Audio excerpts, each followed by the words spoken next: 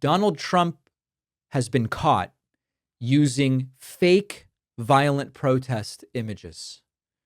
Does this really shock you? Donald Trump wants you to believe that Los Angeles has been on fire for weeks, that the streets are burning, the chaos has taken over, that he had no choice but to send the National Guard and the Marines. And now we know that some of the evidence he used to justify all of this was fake.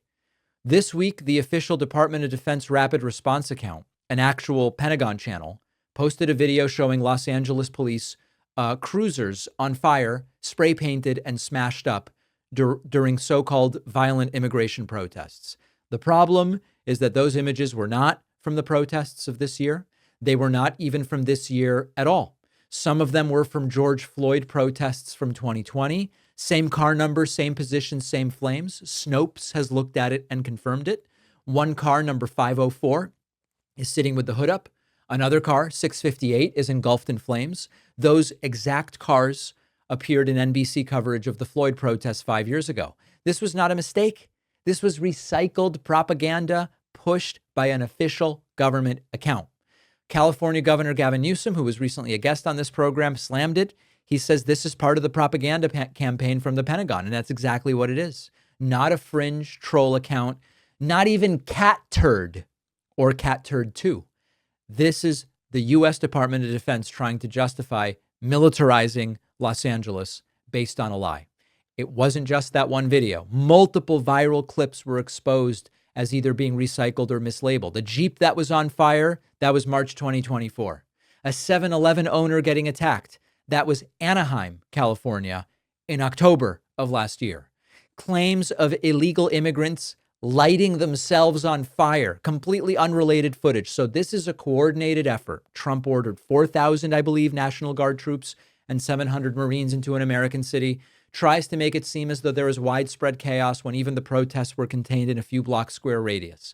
Then the administration floods social media with fake images to say, look, we were justified. Look at what's going on. This is straight out of the authoritarian playbook of the 20th century. This is how authoritarianism gets normalized.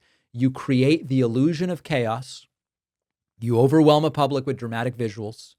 And then you say, I'm the one who knows how to restore order, and anything I do is justified because of these videos that I've just shown you. Never mind that some of the footage is 5 years old. Never mind that most protests were peaceful. Trump's team needs the optics, and they made them. And it's important to understand that the AI tools are not helping. Some bots flagged the old clips. Other bots amplified them. And by the time it all got sorted out, the false images had millions of views. And so this is one of the dangers. You don't really need a real emergency anymore. If you get one, that's great, but you don't really need it.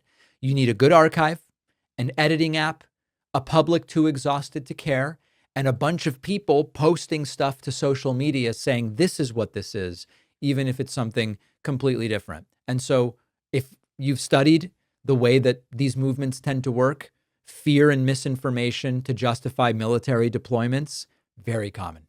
Fear and disinformation to justify crackdowns, very common. And they're willing to lie about burning police cars. What are they going to fake next time is the question. So this was not like a cheap internet hoax that didn't get much spread. This was federal disinformation used to sell the deployment of federal troops to a city and a state where the mayor and governor didn't ask for it. And we've got to call it out, because if we don't call it out, it's not going to stop here. If a peaceful protest can be criminalized by old videos published by the Pentagon on Twitter, then the right to protest is already in danger. And we know that the right to protest is in danger because Donald Trump had said we will meet protesters with very big force. Now, on the bonus show today, we are going to talk about a critical issue that has sort of been mixed up but suppressed in the context of these immigration protests. The U.S. might lose more immigrants than it gains for the first time in 50 years this year. Now, I know that some people will say, good, get them out. The problem is that if you believe, as most Magapotamians do, that the United States needs to grow economically to maintain itself, to maintain viability as a country, you need to bring smart people in. And one of the ways that that is done is by bringing in highly skilled immigrants from other countries, experts in their fields, so on and so forth. And this movement that wants to get rid of everybody is convincing many people to leave by choice, people that we want here, that we need here. And the U.S. could lose more immigrants than it gains for the first time in 50 years. And I'll talk about the economic impact of that. There is also an additional list of countries that could be put on Trump's latest travel ban, according to some new reports. And this is all completely haywire. I mean, just the absolute opposite of what we should be doing. And then finally, I've got some personal anecdotes on this last one.